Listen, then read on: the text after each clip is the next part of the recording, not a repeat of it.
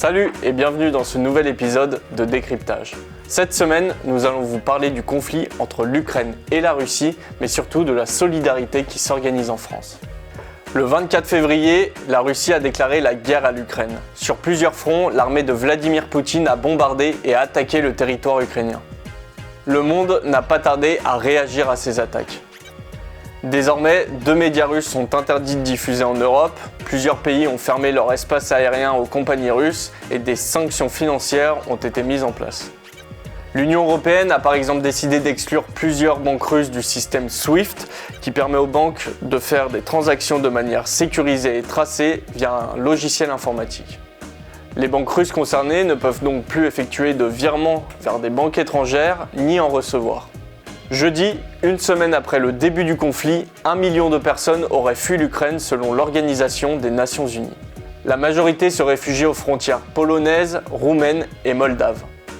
Là-bas, le besoin de nourriture, de vêtements et de médicaments se fait sentir. En France, des associations et des élus ont organisé des collectes pour les envoyer dans les zones de crise. Le maire de Nantua a été l'un des premiers à prendre des initiatives pour l'accueil des réfugiés. La présentation de l'action de la mairie. On a des logements en mairie qu'on va mettre à disposition. On en a peu. On a 5 logements aujourd'hui, mais c'est en bon début. On a aussi un camping. Un camping aujourd'hui qui est libre de toute occupation.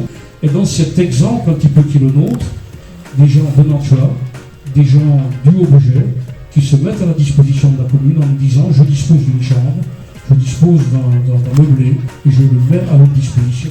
À Bourg-en-Bresse aussi, la solidarité se met en place. Plusieurs conteneurs ont été envoyés en Ukraine par la protection civile. Si vous voulez en savoir plus sur cet élan de solidarité, consultez les pages de La Voix de l'Ain de cette semaine et n'hésitez pas à consulter les réseaux sociaux des municipalités pour vous tenir informé des lieux de collecte.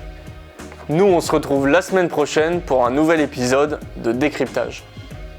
Si cette vidéo vous a plu, n'hésitez pas à la liker, la commenter, la partager, mais surtout à vous abonner. Et puis pour consulter les autres vidéos de la chaîne, cliquez ici.